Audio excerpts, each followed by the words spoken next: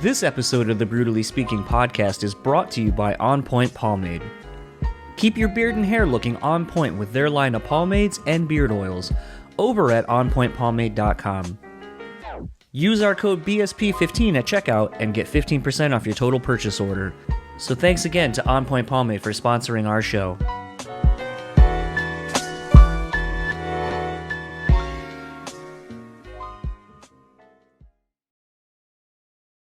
This episode is also sponsored by the Bean Bastard Coffee.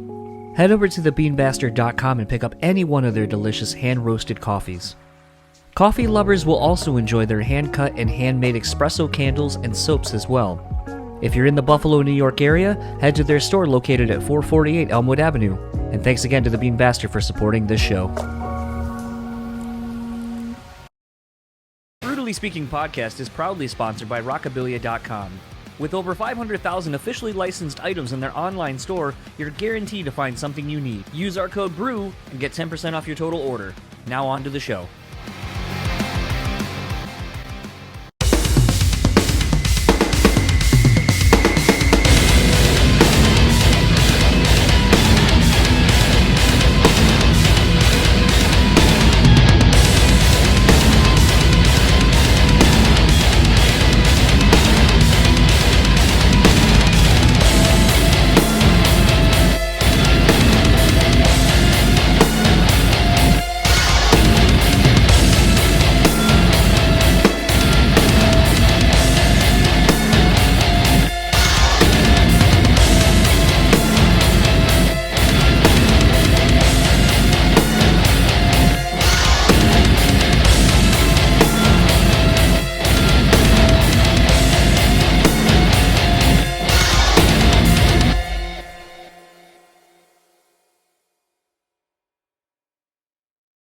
What's up, everybody? Welcome to another episode of the BREWtally Speaking Podcast. This is a midweek mini episode coming at you, and this episode's guest, if you didn't look already, is Mike Mushok, the guitarist of Stained, who are embarking on a two-part streaming event this Saturday, May 1st, playing a set live of their hits that was pre-recorded from a show a couple of years ago, and then the second set, which is one we really focus on, is coming out on May 8th, where they play all of Break the Cycle in its entirety, celebrating the 20th anniversary of when that album came out. It was really great getting to talk to Mike again about Stained and about a landmark record. Whether you actually believe that Stained is still a popular band or whether, any of that shit. Like, I know some people are like, I don't like that band. They're just as bad as Nickelback and all that kind of shit. But the thing is, honestly, for someone of my age, that record came out really at a pivotal point for my getting into music. Break the Cycle was just an undeniable record. Coming hot off of just the nonstop touring that the band did behind Dysfunction. That was one of the first shows I had gotten to see that I wanted to go to was Korn, Stained, and Mindless Self-Indulgence on the Sick and Twisted tour, and was just a band that blew me away. Dysfunction was a record that wore the fuck out. And at the time, Stained was one of those bands where I feel like they were kind of an underground band at the time. Like, I know a handful of my friends that were into music and would bring the big CD binders with us every day. Not many people had that. But I remember on the strength of Outside coming from the Family Values 99 CD, and obviously that getting played on the radio, that it really broke Stained. So much so that, it's been a while. I think a stat I had read a while back was that it was like the most played song of the, I want to say the 2000s, basically. It was the most played on radio, rock radio and so forth. And, with it being a big crossover hit, got them on TRL when that was still a thing and so forth. It just kind of was a very undeniable record. It was everywhere. So much so that I know, when I bought the record, it was funny to hear a song like It's Been a While or Outside and know that, parents are probably buying this record on the strength of those two songs. And then essentially, you're going to get a song like Can't Believe or Suffer and stuff like that. And then probably being like, oh, this isn't the band I thought I was getting. I thought they were the Outside band or whatever.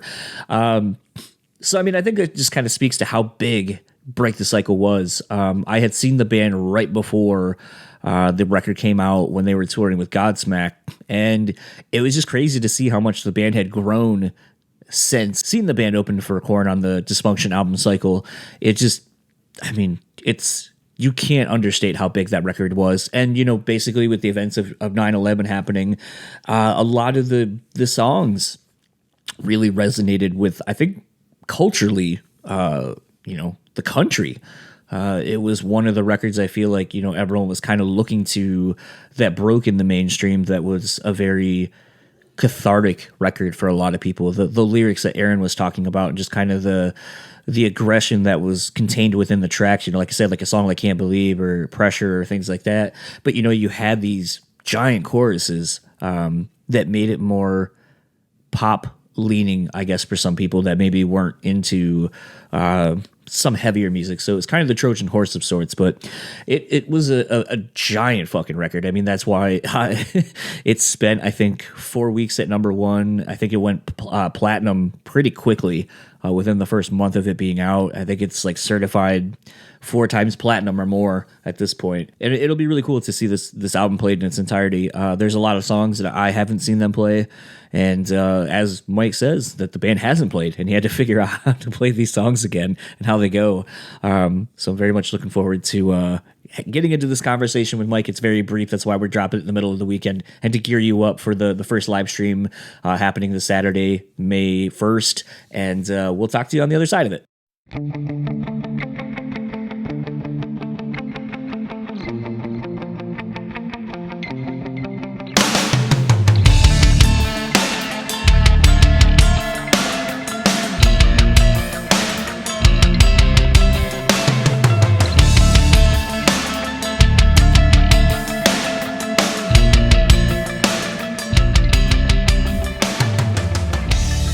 So I had the pleasure of talking to Mike Mushok, guitarist of Stained, who are gearing up for their 2-part streaming event, The Return of Stained, starting May 1st with a live concert from Foxwoods, and then a 20th anniversary set, which will see the band play Break the Cycle in its entirety on May 8th. Let's kind of start there. Break the Cycle, 20 years. Wow. How does it feel on your end to be celebrating one of your first landmark records?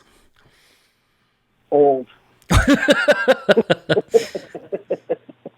No, listen, it's cool. I kind of came up last year. I was thinking, I'm like, shit, it's going to be 20 years for Break the Cycle, and we started talking about something that we could do, and the pandemic hit, and kind of changes everything on how you approach things, and everybody kind of goes back and does, let's play the whole record. So it's not like we're doing anything that groundbreaking, but it's cool. It was fun. It was a great location. I think there's going to be I went back and was able to find, I found Stain's first gig on tape. I found a bunch of, old footage that we had from around then. We all did like interviews. Aaron drove around and kind of showed where all the things were, that we were doing at that time. And so, there's going to be like a little documentary that kind of goes along with it, so it should be fun, should be different. And then, you get to see, let's play the whole record, so, yeah, I was just we really just wanted to kind of celebrate, what that was, and, how exciting it was for us at that time, and, just proud of it. Kind of looking back on the record, because this came out when I was a junior in high school, and was one of those things where, the anticipation coming off of Dysfunction, because I believe I had seen you on that touring cycle probably 2 or 3 times, and thinking about seeing you on that run with Godsmack basically about a month before Break the Cycle came out. But at that point, you had the success of Outside, and you had the success of It's Been a While, and it was really interesting to kind of see the band's fandom kind of bubbling over at that point. Like, everyone's just really ready for this new record. What was it kind of like for you guys, like, having worked on this record and knowing, what was about to come out, but seeing all this really quick success of basically Outside and It's Been a While kind of gearing up for the launch of the record? Yeah, no, it was funny you mentioned the Outside thing. I remember coming home, and we were on the road for, 15, 18 months on Dysfunction. And I was really the one pushing everybody, like, come on, we worked really hard. We have a great fan base. We're starting to get a fan base. Let's get this record done, and let's get back to work and, dive right back into it. And I remember being home, and we just built a new rehearsal space, and it was in the basement of the house I had, and I was working down there, and the radio was on. I started hearing outside like every 20 minutes, like what's going on? And I'm like, wow, it just couldn't have been a better setup for what that going into what Break the Cycle was, right? I mean, it was just, it's just a really, really great way to set up what's coming next. And it was all organic. I mean, it wasn't like anybody pushed that. I mean, it was literally a friend of ours that's a DJ in Hartford that started playing it, and the thing just took off, and that CD started selling like crazy in Hartford, Connecticut. And the management, they were telling me, like, what's going on in Hartford that we're selling, you know what I mean, like 400 copies of this thing a week. And that's how it just started from that. What's interesting about the success of that is it parallels so much, and I'm sure you've had this comparison so many times, but, what happened with Jane's Addiction, what Jane says, there was the live version that everyone knew that became the hit, and then basically when it came time for the record to come out, you get this full band, actual studio recorded version, and it kind of really put people on a fence as to which version they really liked. Was there much trepidation in deciding to do a full band version of the song? I mean, before it blew up and became what it was, we were always talking about doing that. I mean, for that's my memory of it, so, I mean, I think Aaron might have had some, but I think I wanted to do it. I'm like, listen, let's just do another version of it. And I just thought it was, let's just make it because we had this other version of it. And so, I don't remember there being, that much other than, let's just try and, do this as a band. I think something that's a little bit interesting about this record and remembering, looking back on it was, it got played so much. I mean, you guys broke through on TRL when that was still a thing, and MTV still played music videos during peak time. Right. And, radio being a lot bigger than it is currently, and just kind of thinking about how, shortly after the release of this record, 9/11 happens, and that this record kind of became almost the soundtrack kind of for a nation kind of going through some shit. And, I don't think I've really ever been able to ask someone, because I haven't had anyone from POD, which, Youth of the Nation really was kind of the big hit for that time period. But what was it like kind of providing the soundtrack for the rebuilding and healing process after what happened? I never thought of that. I never put the two together. The one thing that I know, and this is just such a selfish thing, I know we had made a video for Fade that we couldn't use and never got played because of 9/11, because we were in this like old church, like kind of falling down around us, and they're like, we can't use this. So that got pulled, never got, really got, which, I mean, obviously, but I never thought of it as, kind of the soundtrack for what that was. I just know, I remember, traveling was so much different. Touring became so much different. I mean, listen, it changed everything, right? I mean, and understandably, if people took it for that and it helped you, that's great. What's a song, because the one thing is I know like this album has been out for 20 years, but I don't think you've played everything off of this record at this point up until, the live stream. But what is a song that when you went back to listen to the record to kind of get familiar with your parts and so forth, that you had either forgotten about or that you were really excited to play live for the first time? Sure. There was, actually, I think it was one of the first songs we did. It was a song called Warm, Safe Place. I don't think we've ever played it. We might have played it like once, but that was one that was definitely had to. I mean, I kind of remembered it. It took a couple of listens, but there was a few things like that, and a lot of them were just parts.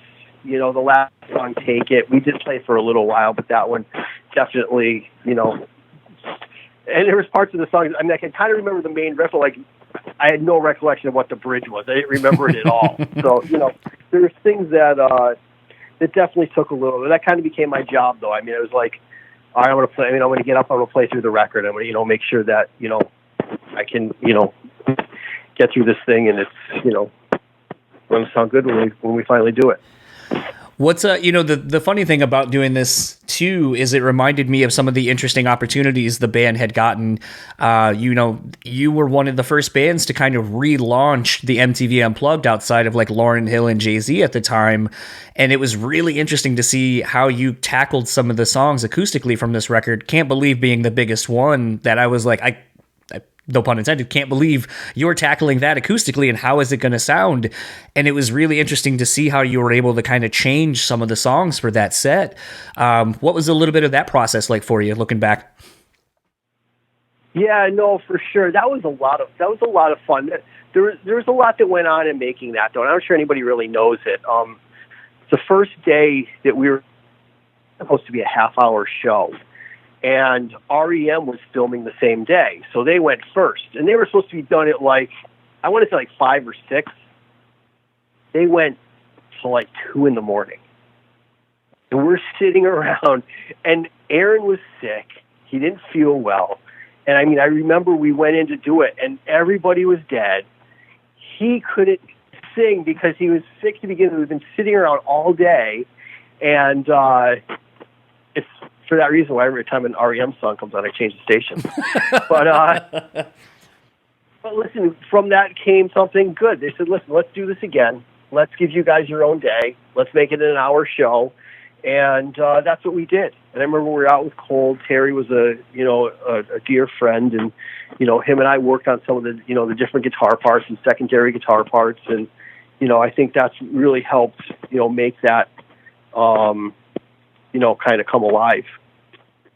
Some of those songs, being able to do some of those other things, and have some more layers in there. So. But yeah, I Can't Believe was definitely one that I'm with you. But I love the way that it came out. I think it's cool when we can take something like that that's not supposed to be, played acoustically and adapt it to that and do a version of it. Absolutely. Kind of as we're wrapping up here, we're talking 20 years of Break the Cycle at this point, and what it did for the band, I think can't be really understated. I went back to find my Rolling Stone article where Aaron had gotten the cover shortly after the success of the album coming out, and I think being 4 weeks at number 1 and selling 1 million copies pretty quickly. What now, 20 years later, what does the record mean to you now versus when it came out? Listen, obviously it changed everything for us. I mean, it kind of changed the direction of all of our lives. You know what I mean? That record, I'm still in the house that I bought because we had that record. You know what I mean? I remember it was funny. It's everything that I had was from all my cars were O2s and everything. You know what I mean? It was everything was, you know what I mean? So it changes a lot of things, But that being said, I still think that we're all kind of the same, people that we were, and just fortunate that.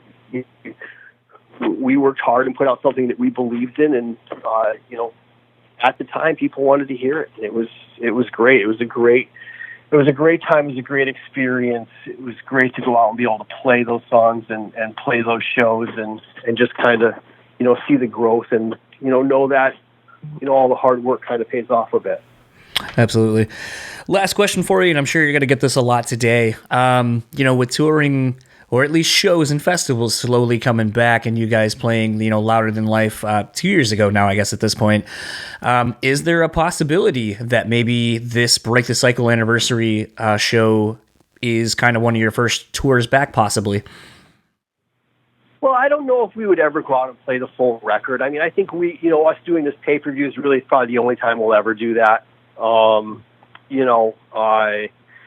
But there are some shows coming up this year. I know we have some shows in July that we're doing, and I think there's a couple of other things, and there's talk of some other stuff this year. So nothing that's been fully confirmed, but I'd say keep an eye out. There's a good chance that, there's probably something coming up, later on this year for us playing. And I'm sure we'll play, probably more songs off of that record. But I don't think we would go out and do, I don't know. I don't feel, like I said, we did the view, and I think that's, that can be what it is in our celebration of it. Well, awesome. Well, thank you very much for taking the time, and I'm looking forward to seeing the 2-night live stream event. Enjoy the rest of your day. Thanks, John. I appreciate it. So this is my conversation with Mike Mushok, again, of Stained. The first of the 2-part live series streaming event is happening this Saturday, May 1st, and it's just a normal set that was recorded from a few years ago, playing all the hits, so that'll be a lot of fun. If you haven't seen the band in a while, I think you're going to be pleasantly surprised by the set list they have, because I know when I saw them last, it was a lot of, stuff off of Dysfunction, kind of the heavier shit off of the rest of the records, and I want to say outside, no pun intended, and it's been a while. I don't really remember there being a whole lot of the softer ballady songs that a lot of people think of when they think of the band. It was kind of a very lean and mean set that I think will surprise some people. I'm interested to see if it's kind of the same set I saw last time. I think it came out from around the same year, so it should be good to kind of go back and just kind of experience live music. I have been seeing some old concert footage. I think a lot of people have been going back to YouTube and watching old concert clips from bands and so forth, and it is kind of weird to see full arenas full of people. And, in the last week, Madball played a headline to show in New York Park, and 2,000 people showed up and just went apeshit. And it was kind of a bit is it too soon? What's going on with this? But it was really cool to just see people enjoying music and enjoying a space together again. Just the communal aspect of listening to music. There's a lot of people it really sucks that people weren't wearing masks and that this event happened. But I think for me, I'm just really excited to kind of get back to some normalcy and be able to go see live shows. So I'm very much looking forward to these 2 sets. The Break the Cycle one, though, as you heard, I focused most of my questions on that because, like I said, it just was such a landmark record for me growing up. And it was really cool getting to hear some stories about it. The REM one I thought was really funny. And I don't know if they ever told that story, because I know on the DVD for the Unplugged, Aaron was we tried doing this once before, and then he's it just sucked. I don't think he mentioned the band or anything like that, but it was just one of those, I've always kind of wondered the backstory to that, and now I know, and now you know. And knowing is half the battle, according to G.I. Joe. We're going to start wrapping this episode up. It was just kind of a nice little mini episode to throw into the week to get you prepped for this live stream on Saturday. If you would like to keep up with Stained, it's simple enough. Go to stainedofficial.com. That's your landing page for everything. That's also where you can go get your tickets for the live stream. They have some really cool merch bundles. It was really wild to see some of the old merch designs from this era printed again. It definitely reminded me of ordering some of those shirts or getting them when I went to go see the band. Definitely thinking about picking up one of the Break the Cycle shirts that I haven't had in about 20 years. But if you would like to go check out anything out, stainedofficial.com is your landing page. If you want to keep up with them on the socials, it's all in the show notes. Go to Facebook at Stained, Instagram at Stained Official, Twitter at Stained. Mike doesn't have any socials, so can't really follow him anywhere. And for everything this podcast, just go to brewspeakpod.com. That is our landing page for everything the podcast has to offer, where we can be found, some of our friends, the sponsors we have, which, speaking of those, want to thank again rockabilia.com. Head on over there, use our code BREW, save 10% off your total purchase order. There is some Stained merch over there as well, so after you're done supporting the Stained guys and buying a ticket to the live stream, head over to Rockabilia, pick up some Stained merch. Bean Bastard, go to thebeanbastard.com, pick up some delicious coffee, and last but not least, On Point Pomade. Keep your beard and hair looking on point. Use our code BSP15 and take 15% off your total purchase order. And this Sunday's guest is going to be Stormy Daniels and Justin, aka the Spooky Babes. We'll see you then. Enjoy the rest of your week. Oh, that fucking sucked. Shao Kahn, what'd you think? That was pathetic. Yeah. Coach, what'd you think? Fucking embarrassing! Okay. I mean, I knew it was gonna fucking suck, but I think those guys were a little rude. Austin Powers? How about new? Okay, I thought we were going to get the Austin Powers vote. We did not. John, use that for your podcast. It fucking sucks. But you knew what you were getting into. It will result in less listens. You're going to see a decline in listeners if you start the show with that. You're going to see 30 seconds in, the number will plummet. And I will be there at the bottom of the plummet saying, I fucking told you. Don't use this fucking riff. It sucks.